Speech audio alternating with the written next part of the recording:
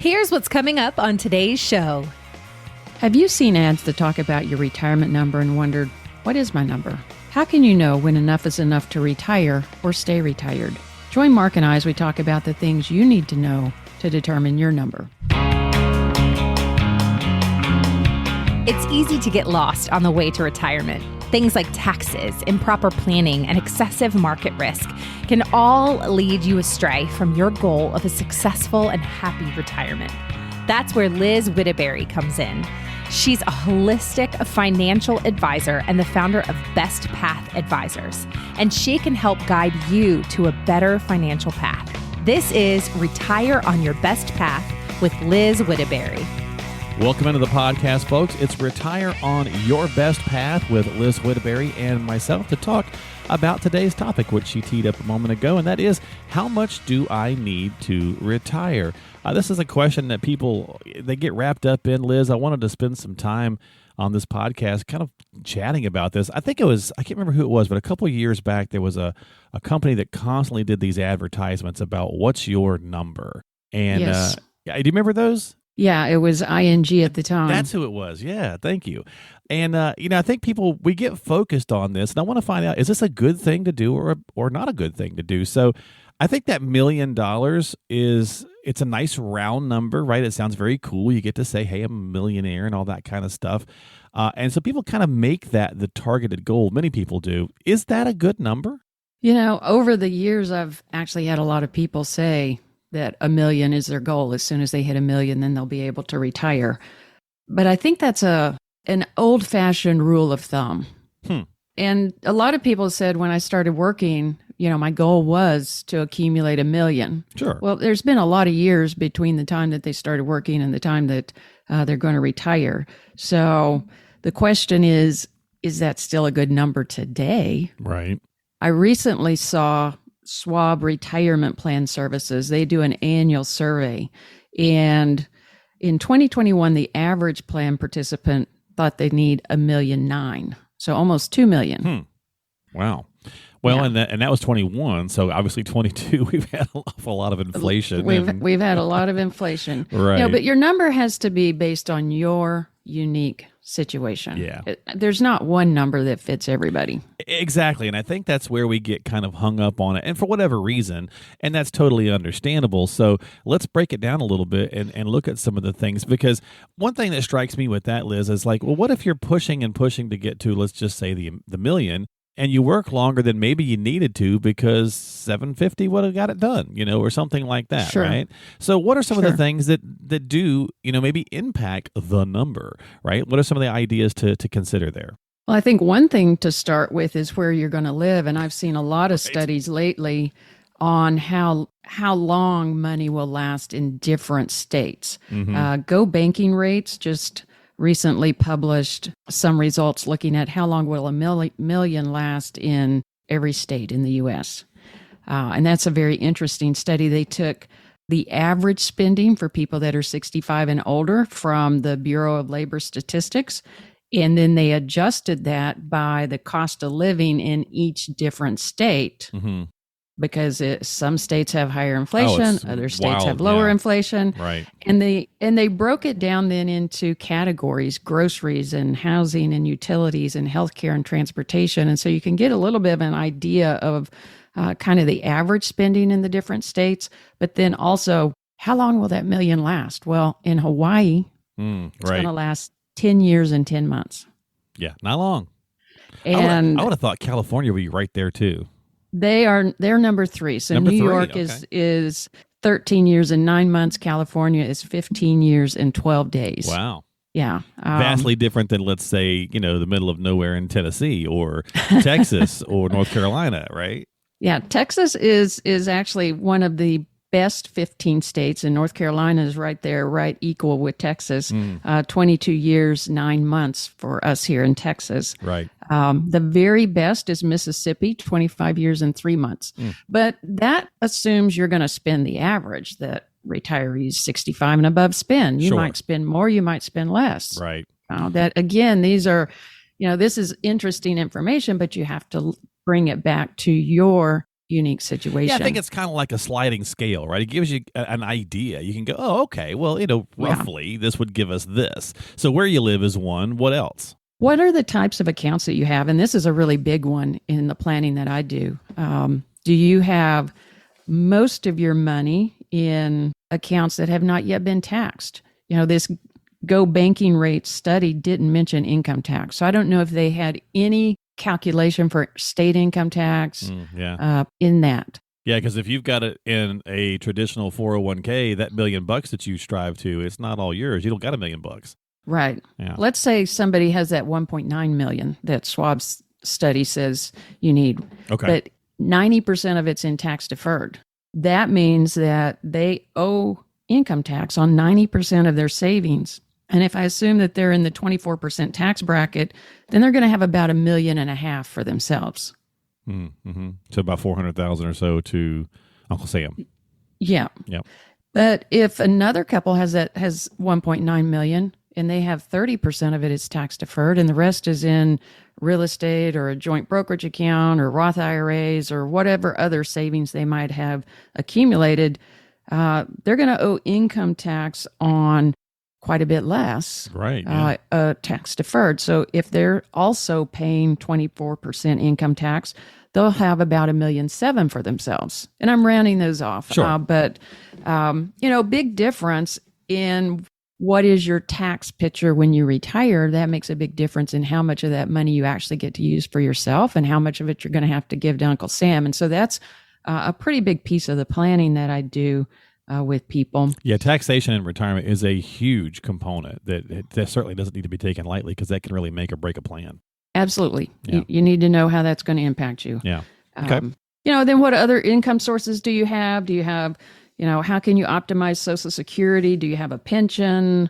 That can help because reliable income would then make your savings go further. Oh, yeah. You get to use that money instead of tipping into the bucket. Sure. And then how long are you going to live? And this is a big question. Right. Your job would be easy if we knew that, right? If we all came with a date stamped on us or something, your job would be really easy. But that would be perfect. But we don't know that, and so we have to consider. There's a big balance. I was talking with a couple yesterday about this exact thing. How do you determine how much you can spend early on in retirement and really get the best return on life while you're healthy and you're able to travel and able to do things that you want to do versus how do you save enough resources for those later years in life, not knowing how long those are going to be or what your health is going to be. And so there's a lot of thinking that has to go into coming up with that balance on an individual basis. Yeah. No, I agree with you for sure. And clearly planning makes all the difference. That's why we have the conversation. That's why we do the podcast, right?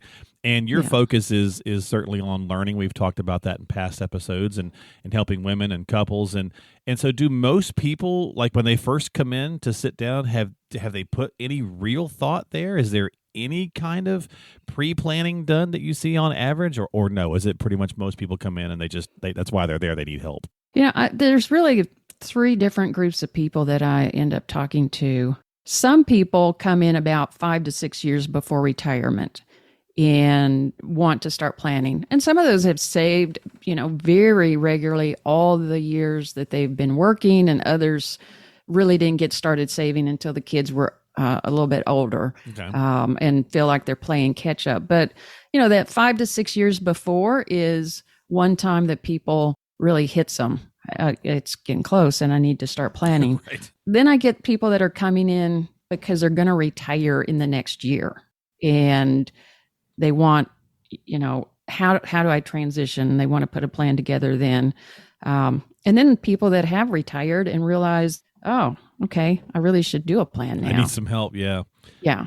Yeah, that's probably that's a rough one. Different there. personalities, yeah. Different personalities, different things going on in life. But a plan is, in my opinion, it's very, very key.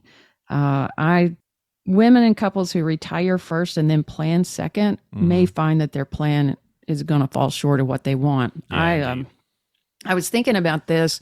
And it's part of the reason that I wanted to talk about this today. Just thinking through some of the different conversations that I've had over the last year or so. Right. And in the last couple of weeks, I had a phone call from a lady who, somebody I've known a very long time, over 20 years, had suggested that she give me a call. She's been a single mom. She's, not ever had a lot of resources. She made ends meet and raised her kids. And she's decided that she's ready to retire. And so she had sold her house, put the money in the bank, and she's going to rent. And she wants that money to provide her income. So she wants to take, about $300,000 and have that provide her about $18,000 a year. And so that's about 6% a year that she needs that money to provide. But she wants it also to be very conservative because she's concerned. It's all the money she's got. She doesn't want to lose any of that. And it's going to be hard for her to invest that conservatively and provide 6% a year and have that, if she needs a little bit more next year because inflation has gone up, then she needs 6.05%. It's hard to make that match up. And the idea in my mind is that people need to think ahead as to, what they're going to need and what their resources are going to be. And with this lady, I'm talking to her about, really looking at what she needs to spend versus what she has to spend and getting some ideas behind what can she set aside for emergencies. She needs to ensure that she's taking care of herself long term and set herself up for success long term. So no, that's a good point. And actually that makes me kind of think about, it kind of drives home a point a little bit about the trade-off between growth and inflation. Obviously, this year has been challenging in both of those departments, right? So we have to have a strategy in that respect because it's going to happen naturally. Even if it's not this crazy inflation, we're still going to deal with that because if we were retired 20 or 30 years, you've still got to have some growth and you've still got to keep up with inflation. And it really kind of drives that point home. Yeah. And we've had such low inflation for so long. It's been, roughly 1.5% for over a decade. And it just hasn't been on our minds like it should be. And, the Fed, I know they're trying to get it back down to 2%. I see that as a challenging thing long term because some of the things that created that low inflation are shifting. We had all of the baby boomers go to work. Well, now the baby boomers are going to be retiring, and the number of people working, the workforce is going to be adjusting and shifting and changing. Over this past 20 years, we've had a lot of technological advances. We've had globalization. There's been a lot of things that were very disinflationary that kept our inflation at a low to the point that it was below where they wanted it to be. And now those things are going to be different going forward. So we may have, even when they can get it back down, we may be running more at 2 or 2.5 or 3% instead of the 1.5% that we were. And that's to be seen how these things play out over time. But it's possible that we will have higher inflation in the future than we did have in the recent few decades. Yeah, it kind of drives it home, right? I mean, it's just not going to be the same as it was I'm 51. It's not the same for me as it was for my parents. It's not going to be the same for my daughter, who's 25, as it is for me, right? So not having that analysis, not having that work on that stuff, just, and a plan, I think, again, you kind of said it a few minutes ago that you retire first, you plan second, you're going to maybe find yourself in a pickle. What do you see when you help people doing analysis, doing the strategizing? Any kind of examples as to the difference that it makes? Yeah, and I want to pause, and you mentioned it's not going to be the same for you as it was for your parents. Sure, go ahead. And that just triggered, a thought in my mind. Think about when your parents retired, and let's say, maybe they needed $50,000 a year, and let's say that maybe inflation was about 1.5%. 30 years later, they would need $78,000 to live on. Okay. So 1.5% inflation increased it by 56%. roughly over their retirement years. Well, if you retired today and you needed 100,000 and inflation ends up being 3%, then in 30 years you're going to need 242,000 a year. Right. So that's it doesn't sound like a big difference, 1.5% to 3%, but it does compound over time. And so it is definitely something that we have to think about and have a plan for the growth. How can your income grow in the future to keep up with that? How might your expenses grow? And are you going to have a gap in the future that you need to fill in? What can you do to make sure that your retirement savings keep up with that? And in my view, keeping the taxes low, minimizing the taxes is a big piece of that, because if you can do some things that will cut your tax bill by 25%, 30%, 50%, and that's possible to cut that annual tax bill 20 or 30 years in the future, that's going to be a big difference, because that dollar that you've settled up on the taxes now, you don't have to pay taxes in the future. You get to use the full dollar for yourself, and that will help offset some of these other potential issues that we're going to have. That's a great point, for sure. Yeah. So, you asked about, what do I see when I help people do that kind of analysis? What kind of difference does it make? And a number of podcasts ago, I had told you about a couple that had come in because they were going to retire in 5 years. Okay. And we put a plan together. And when I looked at everything, just because of, the savings that they have, the spending that they have, the Social Security and other income that they've got, I was able to say, you can retire today if you want. You can certainly work 5 more years, right, and your healthcare will be a little bit less expensive, but you can retire. You can afford to pay for healthcare in the gap to Medicare, and you can retire, and your plan is very solid and very strong. That's awesome. Yeah, and the wife said to me, that's the best thing anyone has ever said. They didn't anticipate that, and it's giving them another 5 years of healthy years that they get to do some things that they really want to do. Yeah, and it's giving them the information to make that choice, right? I mean, to me, that's the big piece is it's like, okay, so now we've got this, we're armed with this information. Hey, we could pull the trigger and go ahead and retire early and enjoy those 5 years, to your point. Or if they really, wanted to go ahead and continue to work or whatever, just to kind of pad and just extra, whatever the case might be, for whatever their personal reasons might have been. Either way, they were armed with the information, which to me, that's the beauty of the whole thing, is finding out so that you know. Exactly. And we did stress test it for high inflation, high taxes, living a very long time, having higher healthcare costs in the future, just looking at all of the different things that can happen that can derail a plan to make sure that, yes, you really can retire now, and you That's really awesome. Can have this extra 5 years together, doing things with family, doing things with grandkids, doing things that you want to do together. I had another couple that came in to do some planning, and they were going to be retiring within the year.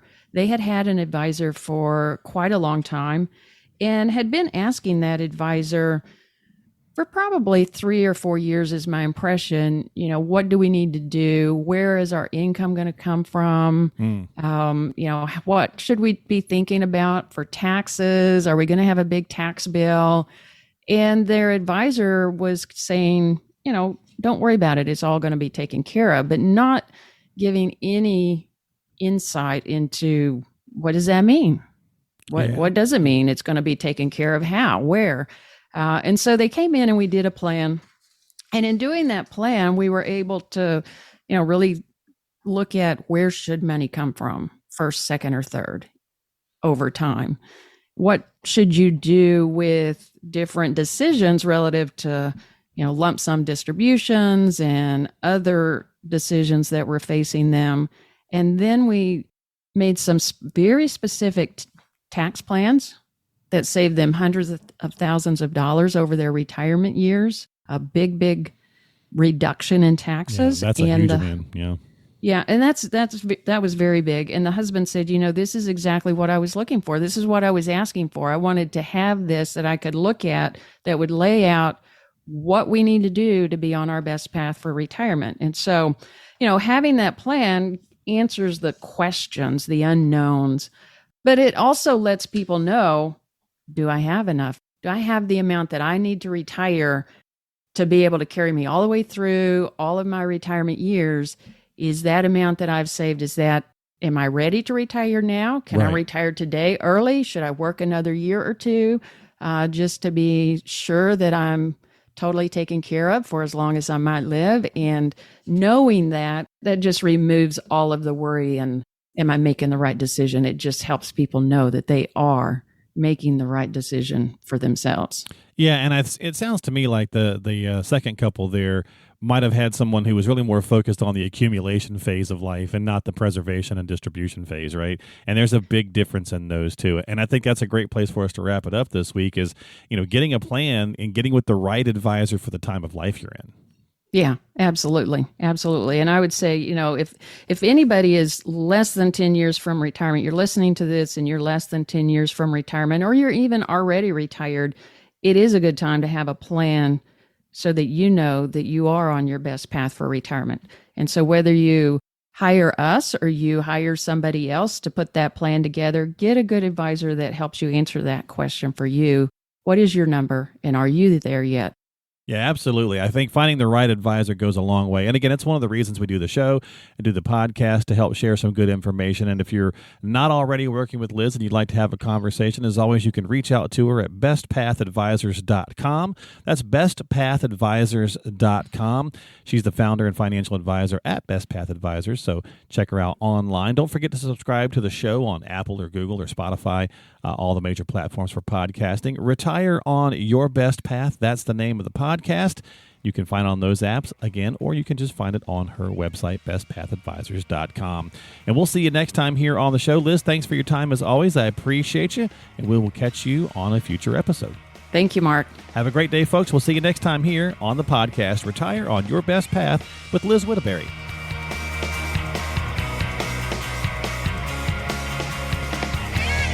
The preceding program is sponsored by Best Path Advisors, which is solely responsible for its content. Securities offered through J.W. Cole Financial, member FINRA SIPC. Investment advice offered through J.W. Cole Advisors. Best Path Advisors, J.W. Cole Financial, and J.W. Cole Advisors are unaffiliated entities. The opinions expressed by Liz Whittaberry should not be construed as specific tax, legal, or investment advice, nor as an offer to buy or sell any securities mentioned herein. Neither J.W. Cole Financial nor its representatives provide legal, tax, or accounting advice. Persons who provide such advice do so in a capacity other than as a registered representative of J.W. Cole. Investing is subject to risks, including the loss of principal. Due to volatility within the markets mentioned, opinions are subject to change without notice. Information is based on sources believed to be reliable, however, their accuracy or completeness cannot be guaranteed.